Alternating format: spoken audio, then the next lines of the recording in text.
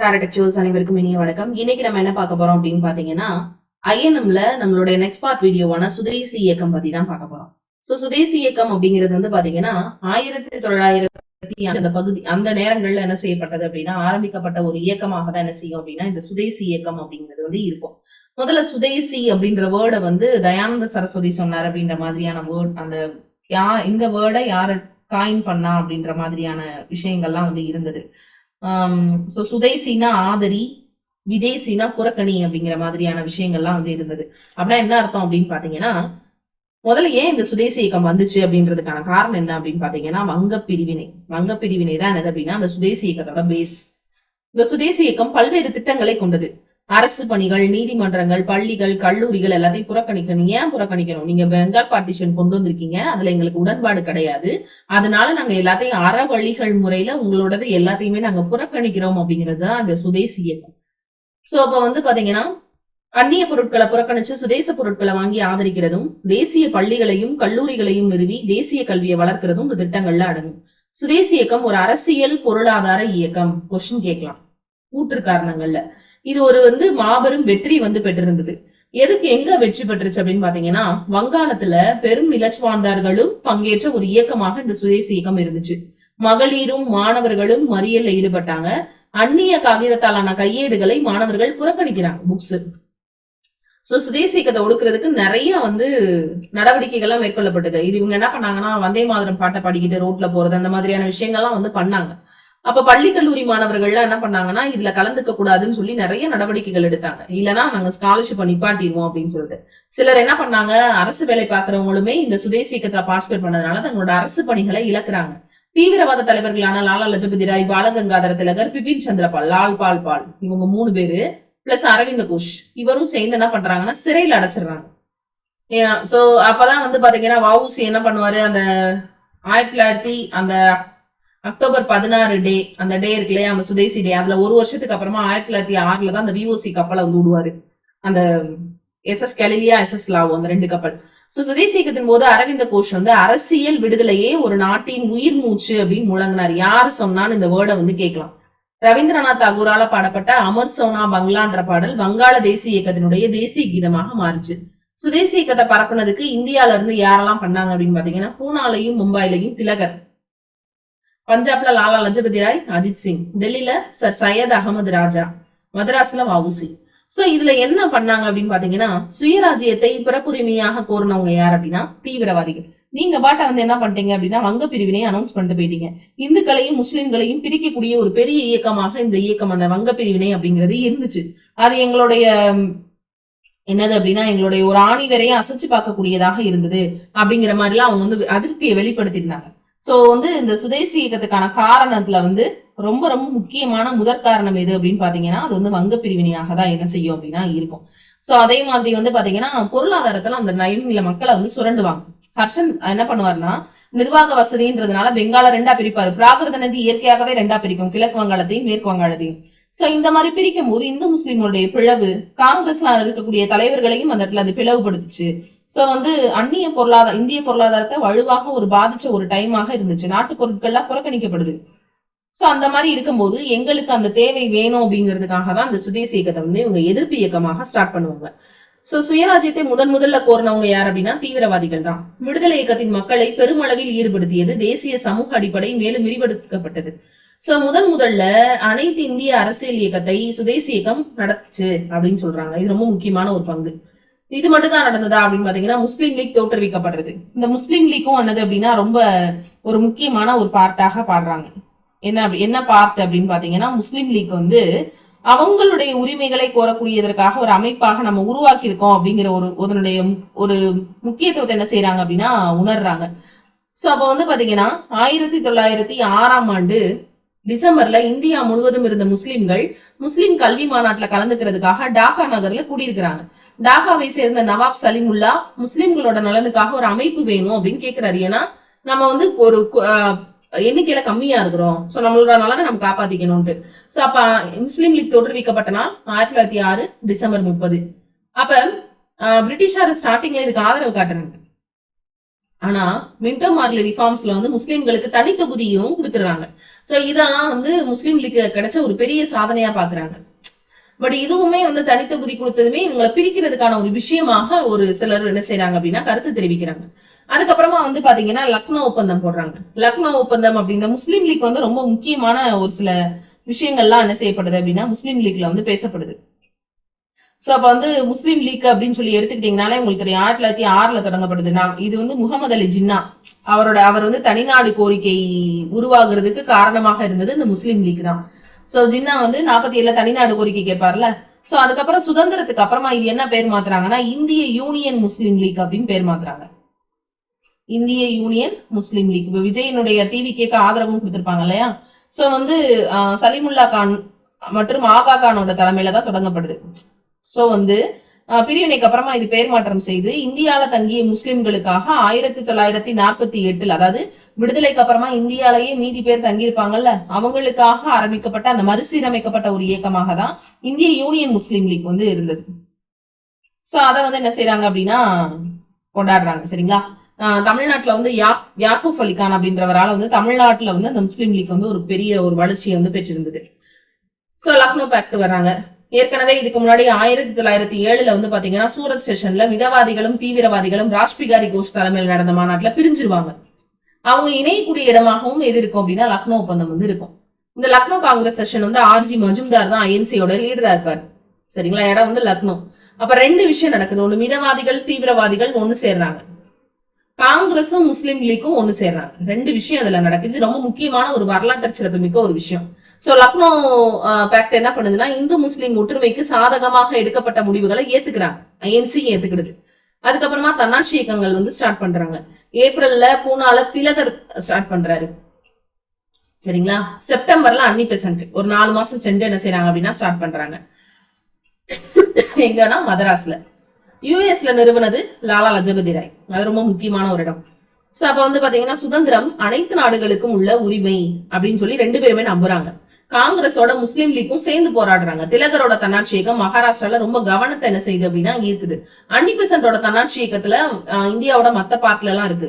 1917 August 20 என்ன பண்றாங்க, மாண்டேகு இந்திய நாடாளுமன்றத்துல ஒரு அறிக்கையை வெளியிடாரு. இந்த மாண்டேகு யாரு, இங்கிலாந்தினுடைய அயலுறவு அமைச்சர். சோ அப்ப என்ன சொல்றாரு, இந்தியால வந்து படிப்படியா தன்னாட்சி கொடுக்குறோம் அப்படின்னு சொல்லி ஆகஸ்ட் ஆஃபர் தன்னாட்சி இயக்கத்தை ஒரு முடிவுக்கு கொண்டு வருது. ஆகஸ்ட் நன்கொடை ஃபர்ஸ்ட் வேர்ல்டு வார்ல இந்தியர்களை கேட்காம ஈடுபடுத்தினாங்கன்ற மாதிரியான குற்றங்கள்லாம் அவங்க மேல இருக்கும். மகாத்மா காந்தி இந்த காலகட்டத்துலதான் ஒரு தன்னிகரற்ற ஒரு தலைவராக இருந்தாரு. அப்ப வந்து அகிம்சை சத்தியாகிரகம் இந்த மாதிரி விஷயங்கள்லாம் வந்து இருந்தாங்க. சோ இந்த தேசிய இயக்கத்தை காந்தி வந்து மக்கள் இயக்கமா மாத்துறாரு. மோகன்தாஸ் கரம்சந்த் காந்தி வந்து என்ன பண்றாருன்னா 1869 அக்டோபர் 2 போர்பந்தர் அப்படின்ற இடத்துல வந்து பிறக்கிறாரு. இங்கிலாந்துல சட்டம் படிச்சவர் 893 தன்னோட கட்சிக்காரரான தாதா அப்துல்லா அப்படின்றவரோட கேஸ் விஷயமா சவுத் ஆப்பிரிக்கா போறாரு. அங்கதான் அவர் இன ஒதுக்கல் கொள்கைக்கு அவர் இருந்து அந்த ட்ரெயின்ல இருந்து வேற பிளாட்ஃபார்முக்கு அவரை வந்து இது பண்ணிடுறாங்க. சோ அந்த 20 ஆண்டு காலங்கள்ல வந்து தன்னை ஈடுபடுத்திக்கிறாரு அதுக்கு எதிரான போராட்டங்களுக்காக.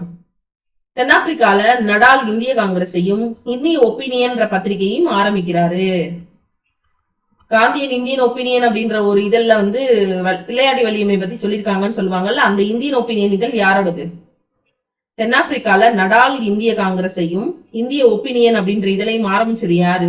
காந்தி. முதல் சட்ட மறுப்பு இயக்கத்தை பிரிட்டிஷாருக்கு எதிராக ஆரம்பிக்கிறாங்க. எங்க? அங்க இந்தியால கிடையாது. தென்னாப்பிரிக்கால காந்திக்கு உதவுனது யாருன்னா CF ஆண்ட்ரூஸ். அதுக்கப்புறம் 1915 இந்தியாவுக்கு திரும்ப வராரு. இந்தியா தேசிய இயக்கத்துல ஒரு முழுமையாக பங்கேற்கிறாரு. இப்ப இவரை வந்து வர சொன்னது யாருன்னா ராஜ்குமார் சுக்லா. அவரோட வேண்டுகோளுக்கு இணங்கதான் காந்தி வந்து பீகார்ல இருக்கக்கூடிய சம்பாரன்ற இடத்துக்கு 1917 வருவாரு. அங்க என்ன நடக்குது அப்படின்னா பீகார்ல வந்து சம்பாரன்ல ஐரோப்பிய அவுரி செடி பண்ணையாளர்களுக்கு எதிரான போராட்டம். அதாவது மக்களை வந்து ஒரு குறிப்பிட்ட ஸ்பேஸ்ல 3ல 2 பங்கு நீங்க அவுரி தான் பயிரிடணும், நாங்க கொடுக்கக்கூடிய விலையை தான் நீங்க வந்து பிக்ஸ் பண்ணிக்கணும், கம்மியான ரேட்டாவும் இருந்தது, தீன் கதியா முறை அப்படிங்கிறது இருந்தது. சோ அப்ப அந்த பண்ணையாளர்களுக்கு எதிரான போராட்டத்துல ராஜ்குமார் சுக்லா காந்தி கலந்துக்கிற மாதிரி கூப்பிடுவாரு. இப்ப இந்திய மண்ணில முதல் அறப்போராட்டம் அதுதான். இந்தியாவில சம்பாரான் தான் காந்தியினுடைய முதல் சட்ட மறுப்பு இயக்கம். விவசாயிகள் தங்களோட நிலன்ல 3ல அதாவது 20ல 3 பங்கு தீன் கதியா முறை, அதுல அவுரி தான் பயிரிடணும். ஒருத்தருக்கு 20 பங்கு லேண்ட் இருக்குன்னா அதுல 3 பங்குல அவுரி தான் சொல்லணும், பயிரிடணும். அதுவும் விலையை ஆங்கிலேய வியாபாரிகள் தான் பிக்ஸ் பண்ணுவாங்க. சௌரியத்துக்கெல்லாம் பண்ணக்கூடாது. அப்ப காந்தி கலந்துக்கிறாரு. போராட்டம் தீவிரமடையுது. கடைசியில ஒரு விசாரணை கமிஷன் வந்து போடுறாங்க. அந்த கமிட்டியில காந்தி மெம்பர் ஆகுறாரு. இந்த போராட்டத்துல காந்தி வெற்றி பெற்றாரு. இந்த போராட்டத்துல ராஜேந்திர பிரசாத், மகோதியா தேசாய், ஜே.பி. கிருபாலினா காந்திக்கு ஆதரவா இருக்கிறாங்க. சோ 1918 கேடா சத்தியாகிரகம் என்ன அப்படின்னா வறட்சி, ஆனாலும் நீங்க என்ன பண்ணணும், நிலவரி கொடுக்கணும் அப்படிங்கிற மாதிரி இருந்தது. அதாவது வறட்சியால மோசமான விளைச்சலால பாதிக்கப்பட்ட குடியானவர்களுக்கு நிலவரியில இருந்து விலக்கு கொடுங்க. முன்னாடி எல்லாம் அப்படித்தானே பண்ணாங்க, பஞ்சானா வரி விலக்கு கொடுத்தாங்க, நீங்க ஏன் அப்படி கொடுக்க மாட்டேங்கிறீங்கன்றதை எதிர்த்து போராட்டம் நடக்குது. சோ இந்தியால காந்தியின் முதல் ஒத்துழையாமை இயக்கம், அறப்போராட்டம்னா இது. இந்தியாவில் காந்தியின் ஒத்துழையாமை இயக்கம்னா கேடா சத்தியாகிரகம். இதுல சர்தார் வல்லபாய் பட்டேலும் இந்துலால் யக்னிக்கும் வராங்க. இங்க யார் யார் வரா, மதன் மோகன் மாளவியா வருவாங்க, சரி, மகோதியா தேசாய், ராஜேந்திர பிரசாத், ஜே.பி. கிருபாலினி. இங்க யார் யார் வரானா இந்துலால் யக்னிக்கும் வல்லபாய் பட்டேலும் காந்தியோட சீடர்களா மாறுறது இங்கதான். அதுக்கப்புறமா 18ல அகமதாபாத் மில் தொழிலாளர்கள் சம்பள உயர்வு கேட்டு இது பண்றாங்க. அப்ப பிளேக் நோய் பரவிட்டு இருந்துச்சு. சோ 35% வேணும், பிளேக் நோய் காரணமா போனஸ் வேணும், சாகும் வர உண்ணாவிரதம் இருக்கிறாங்க. இது காந்தியினுடைய முதல் உண்ணாவிரத போராட்டம், நல்லா ஞாபகம் வச்சுக்கணும். சோ 35% கொடுத்துடுறாங்க. இதுதான் அகமதாபாத் போராட்டம். சோ இந்த 3 போராட்டங்களும் காந்திய மக்கள்கிட்ட நெருக்கமா கொண்டு போச்சு. அவர் மக்களின் தலைவர் அப்படின்ற ஒரு ஸ்டேஜுக்கு வராரு. நாயகன் படத்துல இருக்கிற கமல் மாதிரி என்ன செஞ்சிடறாருன்னா மாறிடுறாரு. அதுக்கப்புறமா 1919, ஆனா வன்முறை கிடையாது, அகிம்சை மட்டும்தான். அரசுக்கு எதிரான சதி வேலைகளை ஆய்வு செய்யறதுக்காக சர் சிட்னி ரவுலட் அப்படின்றவரோட தலைமையில 1917 ஒரு கமிஷன் ஃபார்ம் பண்றாங்க. இந்த கமிஷன் 1919 ஒரு ரிப்போர்ட் கொடுக்குறாங்க, அரசுக்கு எதிராக என்ன சதி பிரச்சனைகள்லாம் இருக்குதுன்ட்டு. சோ ரவுலட் சட்டம் சட்டசபையில கொண்டு வரப்படுது. இந்த சட்டத்தின்படி சந்தேகத்தின் பேர்ல யார வேணா அரெஸ்ட் பண்ணலாம். அது எவ்வளவு பெரிய ஒரு வன்முறை. இப்ப எல்லாம் நிறைய லாக்அப் டெத் நடக்குது. சோ சிறையில் அடைக்கலாம். இந்த கைதுகளை எதிர்த்து எந்த விதமான விண்ணப்பமோ மேல்முறையோட செய்ய முடியாது. இது ஒரு தனி மனித மீறல் அப்படின்றத கண்டிச்சு இத கருப்பு சட்டம்னு சொன்னாங்க. சரிங்களா? இந்த சட்டத்துக்கு நிறைய எதிர்ப்புகள் வர ஆரம்பிக்குது. இந்த ரவுலட் சட்டத்துக்கு காந்தி முதல் அகில இந்திய போராட்டத்தை 1919 ஏப்ரல் 6 ஹர்தலால் இருக்காரு. நிறைய போராட்டங்கள் நடக்குது, நாடு முழுவதும் பொதுக்கூட்டங்கள் நடக்குது. அப்ப டெல்லிக்கு பக்கத்துல மகாத்மா காந்தியை அரெஸ்ட் பண்ணிடுறாங்க. பஞ்சாப்க்கு பக்கத்துல சாய்புதீன் கிச்லு, சத்யபாலையும் அரெஸ்ட் பண்ணிடுறாங்க. இவங்க 2 பேரையும் அமிர்தசரஸ், பஞ்சாபோட அமிர்தசரஸ், காந்தி எங்க அரெஸ்ட் பண்றாங்க, டெல்லிக்கு பக்கத்துல அரெஸ்ட் பண்ணிடுறாங்க. இப்பதான் ஜாலியன் வாலாபாக் நடக்குது. இந்த இன்சிடென்ட் நடக்கிறது இப்போ ஏப்ரல் 6 ஏப்ரல் 13 ஜாலியன் வாலாபாக் நடக்குது. என்ன நடந்துச்சு அப்படின்னு பாத்தீங்கன்னா, ஜாலியன் வாலாபாக் படுகொலை இந்திய தேசிய இயக்கத்துல ஒரு முக்கியமான ஒரு திருப்புமுனை. ரவுலட் சட்டத்துக்கு எதிராக சத்தியகிரக போராட்டத்துல பஞ்சாப்ல பெரிய ஆதரவு கிடைக்குது. வன்முறையை எதிர்நோக்கிய பஞ்சாப் அரசினுடைய லெப்டினன்ட் கவர்னர் மைக்கேல் ஓ டயர் வன்முறையை ஒடுக்குறதுக்காக ஜெனரல் டயர் தலைமையிலான ஒரு ராணுவத்துக்கு அதிகாரம் கொடுக்கிறாரு. ஜெனரல் டயர் என்ன பண்றாரு, யார் அனுமதி கொடுத்தா யார் சுட்டா, மைக்கேல் ஓ டயர் யாரு, ஜெனரல் ஓ டயர் யாரு, அந்த ராணுவத்தோட கமாண்டர் யாருன்னா ஜெனரல் ஓ டயர், லெப்டினன்ட் கவர்னர் யாரு, கவர்னர் மைக்கேல் ஓ டயர். ஜெனரல் டயர் என்ன பண்றாருன்னா பொது கூட்டங்களுக்கு எல்லாம் தடை விதிக்கிறாரு, தேவையில்லாம எவன் வரக்கூடாது, அரெஸ்ட் பண்ணிடுவேன்ட்டு. அப்ப ஏப்ரல் 13 அறுவடை திருநாள் பைசாகி அப்படின்ற பேர்ல கொண்டாடுறாங்க பஞ்சாப்ல. ஜாலியன் வாலாபாக்ல ஒரு பூங்கால ஒரு பொதுக்கூட்டம் ஏற்பாடு செய்யப்பட்டிருந்துச்சு. ஜெனரல் டயர் அவன் என்ன சொல்லியிருக்கிறான்ல, யாருமே அரசியல் கூட்டங்கள்லாம் நடத்தக்கூடாது, பொதுக்கூட்டங்களே போடக்கூடாதுன்னு. அரசியல் கூட்டங்கள்னு கிடையாது, பொதுக்கூட்டங்களே. அப்ப ஜெனரல் டயர் தன்னோட படையோட போயிட்டு எந்தவித முன்னறிவிப்புமே இல்லாம ஷூட் பண்றாரு. 10 to 15 நிமிஷம் கண்டினியூஸா ஷூட்டிங் நடக்குது. அப்ப தோட்டாக்கள்லாம் தீர்ந்ததுக்கு அப்புறம் தான் நிப்பாட்டுறாங்க. அதிகாரப்பூர்வ தகவலின்படி 379 பேர் கொல்லப்படுறாங்க, 1137 பேர் காயமடைறாங்க. இந்த படுகொலையதான் ஜாலியன் வாலாபாக் படுகொலை. இதை பற்றி விசாரிக்கிறதுக்காக போடப்பட்ட கமிஷன் தான் ஹண்டர் கமிஷன். இதுக்கு எதிர்ப்பு தெரிவித்து ரவீந்திரநாத் தாகூர் தன்னோட நைட்ஹுட் பட்டத்தை துறக்கிறாரு. ரவுலட் சத்தியாகிரகத்துக்கு எதிரான சத்தியாகிரகம் வன்முறையில முடிஞ்சதுனால நாங்க ரவுலட் சட்டத்துக்கு தான் நாங்க சத்தியாகிரகமான முறையில போராடணும். அது கடைசியில இப்படி ஜாலியன் வாலாபாக்ல போய் வன்முறையாக முடிஞ்சிருச்சு. அதனால என்ன பண்றாருன்னா காந்தி டென்ஷன் ஆகி அந்த இயக்கத்தை ஸ்டார்ட் பண்ணிடுறாரு. அப்ப கிலாஃபத் இயக்கத்தை ஸ்டார்ட் பண்றாங்க. கிலாஃபத் இயக்கம் முதல் உலக போர்ல துருக்கி தோல்வி அடைஞ்சிருது. அப்ப துருக்கி பிரிட்டிஷார் கேப்சர் பண்ணி துண்டு துண்டா பிரிச்சு போடுறாங்க. அப்ப உலக முகமதியர்களின் தலைவராக இருக்கக்கூடிய கலீஃபா என்ன பண்றாருன்னா பதவியில இருந்து கீழே இறக்கப்படுறாரு. செவரஸ் உடன்படிக்கையும் செஞ்சுக்கிட்டது முஸ்லிம்களுக்கு ஒரு பெரிய அவமானமா இருக்கு. பிரிட்டன் துருக்கியை நடத்தின விதம் உலக முஸ்லிம்கள் அவங்களெல்லாம் இந்திய முஸ்லிம்களை புண்படுத்துறதாக அவங்க ஃபீல் பண்ணாங்க. கிலாபத் இயக்கத்தை ஸ்டார்ட் பண்ணாங்க. ஆல்ரெடி 1906 முஸ்லிம் லீக் இருக்கு, இப்போ ஒரு இயக்கம் ஸ்டார்ட் பண்றாங்க. மௌலானா அப்துல் கலாம் ஆசாத், எம்.ஏ. அன்சாரி, சாய்புதீன் கிச்லு, அலி சகோதரர்கள். இந்த சாய்புதீன் கிச்லு தான் ஜாலியன் வாலாபாக்ல அரெஸ்ட் ஆவாரு. இவங்க எல்லாம் இந்த இயக்கத்தை தலைமையிட்டு நடத்துறாங்க. இப்ப கிலாஃபத் குழு ஒன்றுபடுத்தப்படுது 1919 அக்டோபர் 19 கிலாஃபத் டே அனுசரிக்கிறாங்க. நவம்பர் 23 மகாத்மா காந்தியோட தலைமையில இந்துக்களும் முஸ்லிம்களும் கலந்து கொண்ட மாநாடு நடக்குது. நாட்டினுடைய விடுதலைக்கு இந்து முஸ்லிம் ஒற்றுமை வேணும் அப்படின்னு மகாத்மா சொல்றாரு. அதுக்கப்புறமா 1920 மகாத்மா காந்தி தொடங்கிய ஒத்துழையாமை இயக்கத்தோட மிக்ஸ் பண்ணிக்கிறாங்க.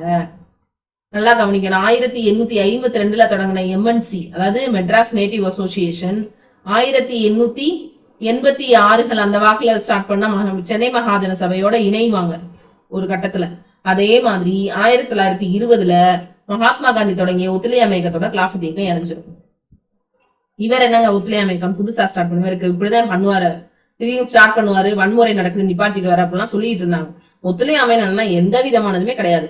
நீ சொன்னா நாங்க சரின்னு கேட்க மாட்டோம், அமைதியான முறையில இருப்போம் அப்படின்னு சொல்லிட்டு கிலாஃபத் இயக்கம் ரவுலட்டு, ஜாலியன் வாலாபாக், கிலாஃபத் இயக்கம்லாம் மகாத்மா காந்தி ஸ்டார்ட் பண்றாரு. அதெல்லாம் முடிச்சுட்டு இப்ப கிலாஃபத் இயக்கத்துக்கு ஒத்துழையாமை இயக்கத்துக்கு வந்துட்டாரு. 1920 டிசம்பர்ல நடைபெற்ற நாக்பூர் காங்கிரஸ் செஷன் விஜயராகவாச்சாரி எப்ப இருக்கும்போது சோ பட்டங்களையும் என்ன ஜாலியன் வாலாபாக்னா சரி, ஒத்துழையாமை இயக்கம்னா என்ன அப்படின்னா ஒத்துழைக்க மாட்டோம் அவ்வளவுதான். அப்ப பட்டங்களையும் சிறப்பு பட்டங்களையும் நோட்டே கொடுத்துறோம், அதெல்லாம் எங்களுக்கு வேண்டாம். உள்ளாட்சி அமைப்பு உறுப்பினர்கள் பதவியிலிருந்து நாங்க ரிசைன் பண்றோம். 1919 சட்டப்படி நடைபெறவிருந்த தேர்தல்களை புறக்கணிக்கிறோம். இரட்டையாட்சி முறை கொண்டு வந்து எலெக்ஷன்ஸ் நடத்துறாங்க. அரசு விழாக்களை புறக்கணிக்கிறாங்க. நீதிமன்றங்கள், அரசு பள்ளிகள், கல்லூரிகள் எல்லாம் புறக்கணிக்கிறாங்க. அயல்நாட்டு பொருட்களை புறக்கணிக்கிறாங்க. சுதேசி பொருட்களையும் கதர் துணிகளையும் மக்கள்கிட்ட பிரபலப்படுத்துறாங்க. மகாத்மா காந்தி தனக்கு பிரிட்டிஷ் கொடுத்த சிறப்பு பட்டங்களை துறந்து இந்திய இயக்கத்தை தொடங்கி வைக்கிறாரு. நல்லா கவனிக்கணும். ஜாலியன் வாலாபாக்கு ரவீந்திரநாத் தாகூர் நைட்ஹுட் பட்டத்தை தொடக்கிறாரு. மகாத்மா காந்தி ஒத்துழையாமை இயக்கத்துல என்ன பண்றாருன்னா அரசு தனக்கு கொடுத்த எல்லா பட்டங்களையும் துறக்கிறாரு. வேல்ஸ் இளவரசர் வர்றாரு சரிங்களா. இந்த வேல்ஸ் இளவரசருடைய வருகைக்கு தான் என்ன பண்றாங்க, சென்னை மகாஜன சபை வரவேற்புரை வழங்க போய் அவர் வேணான்றுவாரு. அப்ப உத்தரப்பிரதேசத்தினுடைய கோரக்பூர் பகுதியில சௌரி சௌரான்ற இடத்துல 1921 பிப்ரவரி 5 காவல் நிலையத்தை மக்கள் முற்றுகையிட்டு தீ வச்சு எரிச்சிருவாங்க. 22 பேர் கொல்லப்பட்டுருவாங்க. சோ இதுதான் சௌரி சௌரா. இதை கேள்விப்பட்ட உடனே வன்முறையா மாறுது. சோ அப்ப 1922 பிப்ரவரி 11 காந்தி ஒத்துழையாமை இயக்கத்தை ஸ்டார்ட் பண்ணிடுறாரு. நல்லா கவனிக்கணும். ஜாலியன் வாலாபாக்கு முன்னாடி அவர் ஆரம்பிச்ச இயக்கம் என்ன, அதை என்ன பண்றாரு, ஜாலியன் வாலாபாக் நடந்த உடனே, அதாவது ரவுலட் சட்டம் போட்டதை கண்டிச்சு என்ன பண்றாங்க அப்படின்னு சொன்னா, இங்க ஒரு இயக்கத்தை ஸ்டார்ட் பண்றாங்க. சோ ரவுலட் சட்டம், அதுக்கு எதிர்ப்பு தெரிவிச்சு நாடு முழுவதும் ஹர்தால் நடக்குது. சோ அப்ப அவர் அந்த என்ன சொல்றாரு அப்படின்னா, அந்த சட்டத்தை வாபஸ் வாங்கணும் அப்படின்றதுக்காக அவர் ஆரம்பிச்ச அந்த ஒரு முறை அப்படின்றது பாத்தீங்கன்னா என்னவா மாறுது அப்படின்னா, ஒரு கடைசியில ஜாலியன் வாலாபாக் படுகொலையாக மாறிடுது சரிங்களா. அதே மாதிரி இங்க பாத்தீங்கன்னா, இங்க தொடங்கின ஒத்துழையாமை இயக்கம் என்னவா மாறுதுன்னு பாருங்க. ஒத்துழையாமை இயக்கம் சௌரி சௌரா வன்முறையில போய் முடியுது. அப்ப இந்த வன்முறை நடைபெற்ற நாள் ரொம்ப முக்கியம். 1922 பிப்ரவரி 11 அப்ப ஒத்துழையாமை இயக்கத்தோட முக்கியத்துவம் என்னன்னா, குடியானவர்கள், தொழிலாளர்கள், ஆசிரியர்கள், பெண்கள்னு எல்லா பிரிவினரும் சமூகத்துல பங்கேற்ற ஒரு முதல் மக்கள் இயக்கம். மூளை முடுக்கலாம் தேசியம் பரவுச்சு. கிலாஃபத் இயக்கமும் இதனோட ஒன்றிணைந்ததுனால இந்து முஸ்லிம் ஒற்றுமை இருந்துச்சு. சோ இந்திய மக்களுக்கு எந்த துன்பத்தையும் தாங்கும் சக்தி உண்டுன்றத ப்ரூவ் பண்ணும். சுயராஜ்ய கட்சி இந்த பிரச்சனையில நடுவுல யார் வரானா, சுயராஜ்ய கட்சி.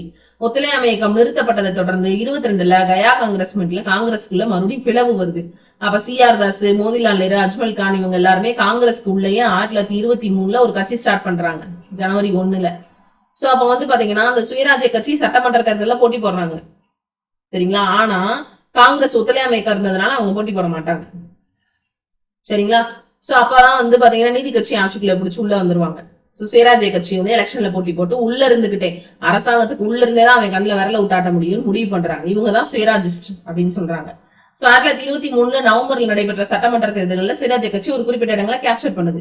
மத்திய சட்டமன்றத்துல மோதிலால் நேரு கட்சி தலைவராகவும், பெங்கால் சட்டமன்றத்துல CR தாஸ் கட்சி தலைவராகவும் செலக்ட் ஆகுறாங்க. 1925 CR தாஸ் மறைஞ்சதுக்கு அப்புறமா சுயராஜ்ய கட்சி பலவீனம் அடைஞ்சிருது. ஆனால் வல்லபாய் பட்டேல், ராஜேந்திர பிரசாத், ராஜகோபாலாச்சாரி, MA அன்சாரி எல்லாம் சட்டமன்ற நுழைவை புறக்கணிக்கிறாங்க. புறக்கணிப்பு மற்றும் ஒத்துழையாமையை கடைபிடிக்கிறாங்க. இவங்க மாற்றத்தை விரும்பாதவர்கள், நோ சேஞ்சஸ் அப்படின்னு சொல்றாங்க. அதுக்கப்புறமா தான் சைமன் குழு வருது. சோ இது வரைக்கும் நம்ம பார்ட் 1 வீடியோ பார்த்திருக்கோம். சைமன் கமிஷன்ல இருந்து நம்ம பாக்குறது பார்ட் 2 வீடியோ.